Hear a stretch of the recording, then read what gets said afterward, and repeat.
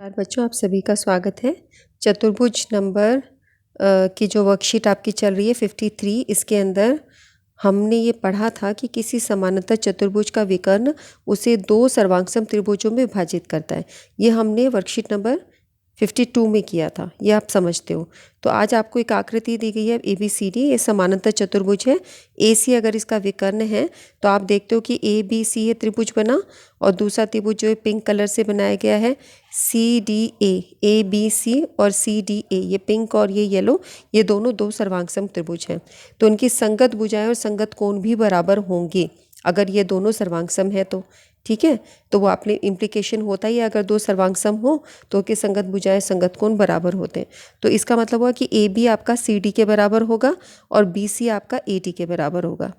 AB आपका इसके बराबर होगी, अपोजिट साइड इक्वल होगी, सम्मुख भुजाएं। ठीक है, इसी तरह ये सम्मुख भुजाएं बराबर हो गई। ठीक है, ये आपका बराबर होगा।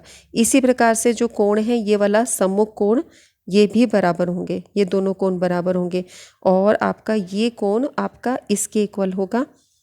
देखिए आपको क्या दिया गया है कि आपका BCA हुआ BCA। ठीक है, ये वाला एंगल आपका इसके बराबर होगा, ये एंगल इसके बराबर होगा।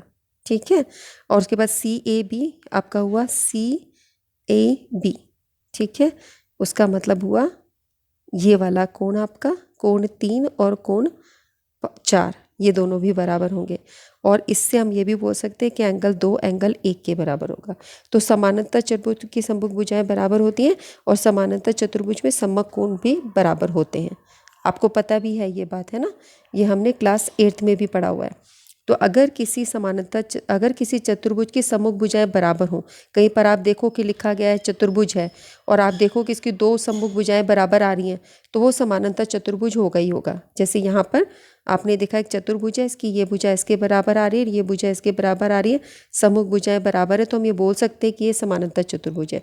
इसी प्रकार अगर ये चतुर्भुज दिया है और यहाँ पर ये कोण आपका सम्मुख कोण दोनों बराबर आए और इसी प्रकार ये इसके बराबर आए, तो हम ये बोल सकते हैं कि ये समानांतर चतुर्भुज है। ठीक है, अच्छा यहाँ पर आपको ये उत्तर लिखने हैं। EFGH अगर एक समानांतर चतुर्भुज है तो ये त्रिभुज EFH यानी आपका ये वाला त्रिभुज हो गया। ठीक है, ये किसके सर्वांगसम होगा?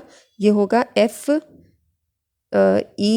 EFH होगा GHF के बराबर, GFH के बराबर। ठीक है, दूसरा है EF आपकी, ये EF भुजा है वो किसके बराबर होगी? GH के बराबर होगी। ये भुजा आपकी इसके बराबर है। ठीक है, ये होगी GH। दूसरी है FG होगी, ये भुजा आपकी इस भुजा के बराबर होगी, EH के बराबर, EH के बराबर। ठीक है, फिर एंगल HEF हुआ HEF, यानी कि आपका ये एंगल हुआ HEF, ये आपका इसके बराबर होगा। एंगल HEF आपका HEF हुआ HGF के बराबर। इसी प्रकार EHG हुआ आपका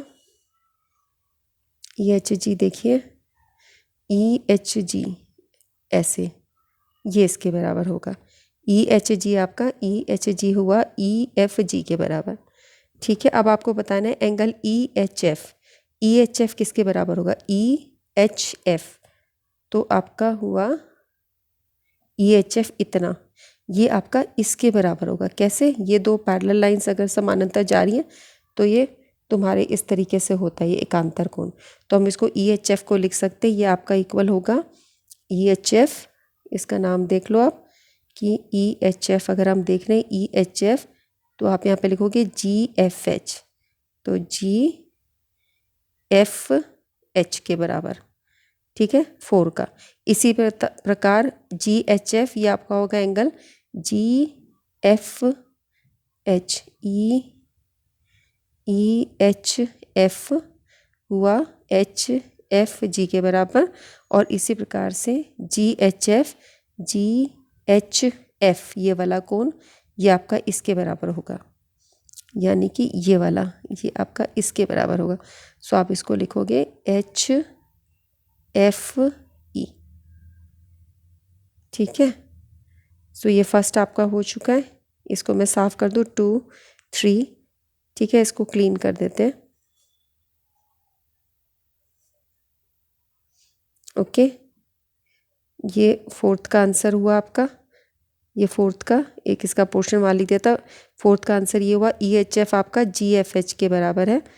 इसको मैं यहाँ और क्लीन करके लिख देती हूँ। EHF आपका फोर्थ पॉइंट, EHF आपका इक्वल हुआ HFG के इक्वल, और इसी तरह GHF आपका हुआ HFE के इक्वल। GHF देखिए GHF ये वाला, सो इक्वल हुआ HFE के इक्वल।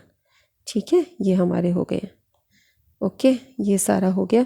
बहुत ही सिंपल एक्सरसाइज थी आज, क्लास 9th की आप लोगों की, बहुत ही इजी थी, है ना। चलो चिल मारो, एंजॉय करो। ओके बच्चों, फिर मिलेंगे नेक्स्ट वर्कशीट में। ठीक है, till then take care of yourself, bye bye.